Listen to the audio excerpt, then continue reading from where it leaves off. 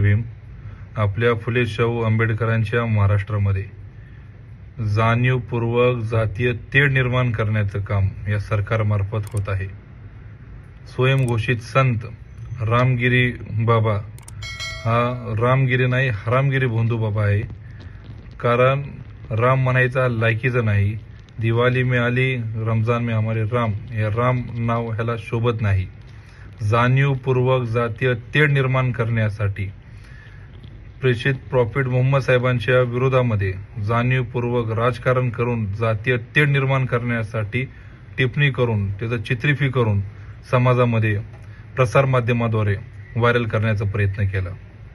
कायदा आम्ही मानणारी लोक आहोत, संविधान आम्ही मानणारी लोक आहोत। त्याच्या विरोधात गुन्हा आम्ही जाऊन कोंडवा पोलीस स्टेशन येथे कॉग्निझेबल ऑफेन्स अंतर्गत गुन्हा दाखल केला। परंतु हे दुर्दैव आहे आपल्या महाराष्ट्राचा की महाराष्ट्राचे मुख्यमंत्री ज्यांनी संविधानाची शपथ घेतली की कायदा व सुव्यवस्था राखण्याची त्यांची सर्वात जास्त जबाबदारी आहे, अशा व्यक्तीने जाऊन त्या महाराजाचा समर्थन करून त्यांना जाहीरपणे अशी घोषणा केली की या भोंदू बाबाच्या केसालाही धक्का लावू देणार नाही। मुख्यमंत्री एकनाथ शिंदे यांना माहित नाही हा संविधानाचं राज्य आहे, हा लोकशाहीचं राज्य आहे आणि तो भोंदू बाबा तर पहिल्यापासून टकला आहे तर कुठल्या केस।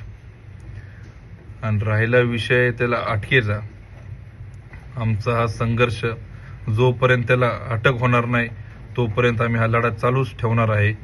आणि याचाच एक भाग म्हणून, संघर्षाचाच एक भाग म्हणून आम्ही सर्व धर्म समभाव या महामोर्चाचं 23 ऑगस्ट 2024 रोजी आझाद समाज पार्टीकडून आयोजन करण्यात आले होते।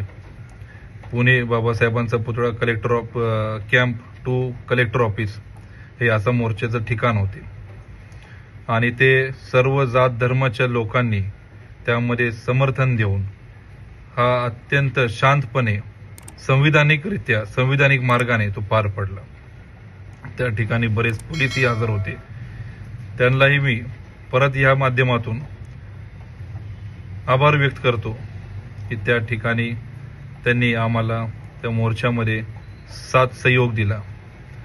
परंतु आता मला काही प्रसार माध्यमाद्वारे अशी माहिती मिळाली की त्या मोर्चाच्या विरोधामध्ये बंद गार्डन पोलिसांनी गुन्हा दाखल केला आहे। गुन्हाला आम्ही घाबरत नाही। कायदा आमच्या विरोधात जरी गुन्हा दाखल झाला असेल तरी आम्ही कायद्यावरती पूर्ण भरोसा आहे। संविधानाला आम्ही मानणारी लोक आहोत।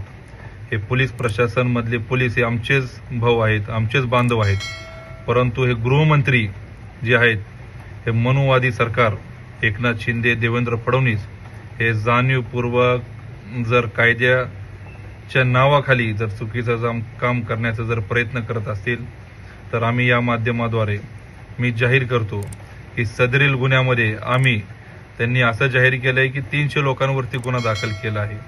300 असो 3000 असो, आम्ही यामध्ये कुठल्याही प्रकारची जामीन घेणार नाही। हा आमचा आंदोलनाचाच भाग असेल।